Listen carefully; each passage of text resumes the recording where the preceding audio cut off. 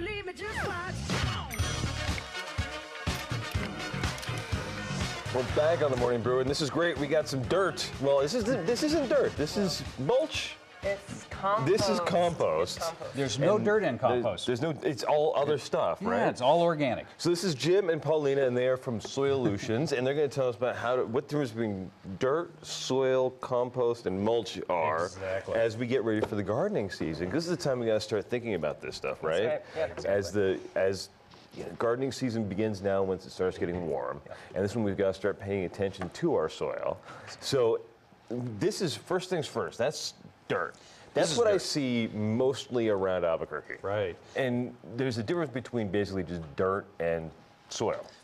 Yeah, if you step on that, this Yeah. is what happens. It just turns to And sand. then the winds, we have winds here. Right. Just lately, we've had a lot of wind. Right. Yesterday. This all goes in the air, and it goes down in Amarillo or Oklahoma. Right. I love what the don't county wanna people do call that. The county people call that fugitive dust. Yes. It's the fugitive dust. Leaves Right. here, runs away from here. Right.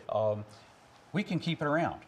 By turning We it can stop into erosion, absolutely stop it in its tracks, but we need organics to do that. And that's what this is. And that's what all really this about. is. Yes, it is. And this is just tree bark or shredded tree stuff.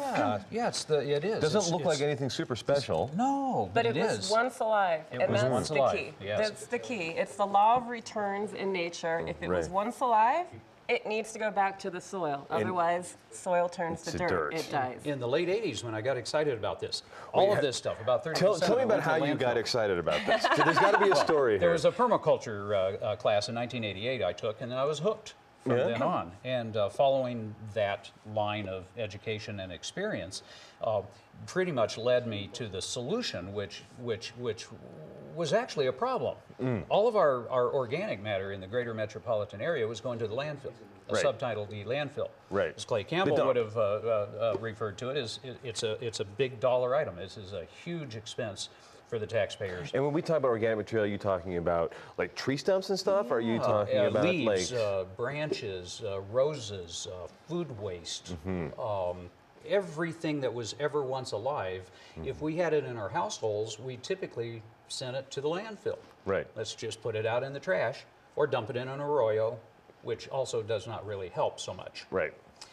So enter the solution to the problem, Right. recycling. And our recycling Yeah. rates was in the dumps. Right. Our river is impaired.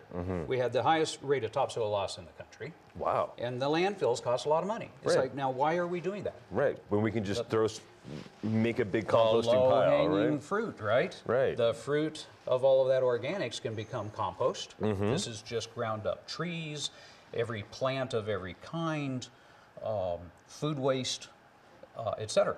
Processed properly, aged properly, returning it through the laws of nature back to the soil so that we can do for gardening. Right. So what was all this stuff? Do you know what this stuff was at one time, or was it? Or is it just? Absolutely. Well, you might be able to snoop around and say, well, there's a twig, and you might be able Right. to identify what species this was. Right. Chances are pretty slim. And that's Yeah. a chili seed. Oh, yeah. there We you go. recycle chili yeah. from Bueno Chili. So Oh, really? fall is a totally fun time of the year down at the site because we get the truckloads and truckloads of chili. Occasionally we go out there and like, no, we don't actually pick it out. But Do you accidentally grow chili plants? no, because in the composting process, you kill all weed seeds. And that's Okay. the difference. A lot of times people go to get what they call compost. It's filled with weed seeds. It smells like horse urine. It smells anaerobic, mucky. You've got to love this then to be around it at some point. Oh yeah. Well, so it's a miracle. Think about it. This little handful of soil has billions of microorganisms. Right. These microorganisms are Yeah, we can smell responsible. them. Oh, yeah. For, yeah, you can smell can. micro- They're are beautiful. responsible for returning life to the soil. This is the magic that happens. Compost is like alchemy. You take things that were once alive, you turn it into something else, and it becomes food for the soil. And it's not just food for the plants, it's food for the life in the soil. There's like this huge party going on underneath our feet. And we want people to pay attention and feed that party with the organics before they plant their tomatoes. So this is compost, it's compost. and then what is that? That's after. That's after, This is after soil. So you take dirt, right? apply compost, And you get soil. cover it with mulch, Okay. And make then you sure get soil. capture water on it. You get soil. And then that's the stuff that the worms like. The worms like it. And those are earthworms in there. They come in where a habitat is healthy and happy. They're all hiding. I can rustle some up, or I could think we like. got We'll some. show you some we red got, worms. We got some. We'll though. show you some So composting can you like? worms. Can I just like buy a bunch of composting worms and throw them on some soil? And You then, certainly can, but it'll kill all of the worms. Okay. Right? And we'd love Okay. to sell you worms, but we'd like you to take care of them. Just like if you were buying puppies, you want to take care of them. Right. And so worms are much the same way. You got to feed them. Right. You have to create an environment for them. So that's your food waste. Okay. Or leaves. Right? All Right. your yard trimmings, grass clippings. And then weeds. and how do they work to turn stuff into this? Well, let's dump them out here and we'll give you a clue. Well, These Alright. guys are really an indicator species. While they eat their weight in organic matter every day, Wow. which is pretty impressive. Here's the worm for you. Here's a worm There for you you. Yes. Everyone take a worm. Right. Now we're getting to the worms. Okay, let's put They're these all guys in covered with here. these guys. Yeah, they're all covered with the compost. Now they're There an we go. indicator species. These worms are indicator species. Here you go. Oh, there's a Is that million of them mass here. right? Isn't Actually, that 100. beautiful? Wow. We provide 100 per bag. That is that's a ton of worms. Yes, and It these is. guys. I don't know if we can get this on camera here, Can we get this on? but this is a huge amount of worms. Nice crawly mess. Right. They deodorize compost, by the way, so you can take something very smelly like your household kitchen waste, eggshells, citrus rinds, all of the things that you would think that The you stuff would that compost. kind of smell gross. Yeah, that in over- about a half a day it Yeah. begins to stink, and then after Right. a few days it's really bad news. And the worms These guys love that. deodorize it. They clean it right up, and they love it. Yes, they're eating the bacteria that exist by the billions. So these guys eat all of the little microbes, bacteria, rotifers, nematodes, all kinds of organisms that these guys feed on. They also eat some of the dead plant matter. And then they convert it into their waste, which is valued by all the gardeners. And that waste, those worm castings, is what does that to this. this, Okay. right? And then we've also got, what are these, pecan shells here? Yeah, And then you we've know, got just like shredded tree I stuff. have a mantra about this business, about soil erosion and protecting our water resources here in New Mexico. If you have bare ground, for heaven's sakes, cover it.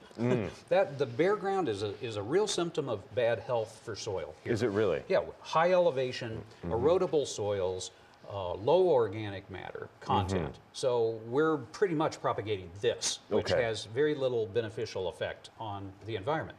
That, on the other hand, can enter, water can enter it, it can hold onto it, it resists erosion, it resists evaporation. And so by covering the soil, if all you do is cover it, and we have the nice red, And this is brown pecan inexpensive. shells, relatively inexpensive. It's probably the most expensive mulch I carry. And then, but it covers the ground, and it feeds the bacteria that make that happen. Another important thing I want to add about the mulch is that to what Jim said about cover the earth, if you don't cover the earth, nature will cover the earth with weeds. Yeah. Homeowners are constantly complaining about weeds. It's because they have exposed earth. I've heard it said that weeds are the Band-Aid of the earth. Well said. It wants to be covered. So cover it with mulch instead. You will not get the weed problem that you have. Ah, that makes We perfect did a sense. test program down off of I-40 and Wandabo years ago. We put down about 2 inches of ground yard waste, came from Bernalillo County and other sources, and it eradicated the goat head problem that was there. Please put it those knocked it all back along for- all the bicycle trails Yes, then. I would yes. love that. That's all we need to do, you know. Yeah, grind So up where's- the trees. and So put 'em back on the why ground. you make it sound so easy? Like all you gotta do is put all this stuff out there, right? Yeah, yeah. So why is it hard for us to do it? Where's the We would like to demystify it because it isn't hard. It can be as simple as putting it out there. Now, you do have to pay attention to slope and aspect, and you know, you don't put this at the end of a culvert, right? right? It's Right. going to wash it out. But you can put it on a slope, and on a steep slope. A 3-to-1 slope is easy to reclaim with mulches. Some mulch is better than others. We have a shredded mulch over there that's stringy and nets together. It's real good for erosion control. Nice brown color. Eventually it turns gray, just like all of us in the desert. All of these colors are fugitive, you know. Yeah. The hot desert sun will bake them up, but if you wanted to make it pretty again, you just rake it a little bit and it's back to good looks again. That's excellent. I If wish we could looks do the matter. same thing to me. Yeah, I tried it, doesn't work on me. But Well, where can we find out more about how to get our soil to look like this? at Soilutions. Well, Call certainly us. you You can give me a call. I'm down Yes. at Soilutions all the time. We have a website, soilutions.net. We answer phone calls every day about how to do this. It's And like, you answer your very favorite question, the difference between mulch and what's the and difference compost? between mulch and compost? Well, you know, my favorite question is when people show up and say, I want to buy some dirt. And I say, we don't sell dirt here at Soilutions. We sell premium compost. But the difference between compost and mulch is compost gets mixed in with it, with the soil. There's a myth out there that if you put wood mulch down on top of your garden, it's going to rob nitrogen out of the soil. It's not true. If you mix it in, you run into that potential. Mulch you want to keep on top. It's going to keep your soil cool. It's going to feed the microbes slowly over time, and it's going to help suppress weeds. Compost you mixed in instantly to feed the party, basically. You're feeding the Awesome. microbial party. Awesome. That's what you're doing. That's like the kitchen at the party. yes, it is. Oh, this is my banquet. I love it. We'll be back in a couple of seconds and we'll see what we can do with some of these wormy guys here. There we go.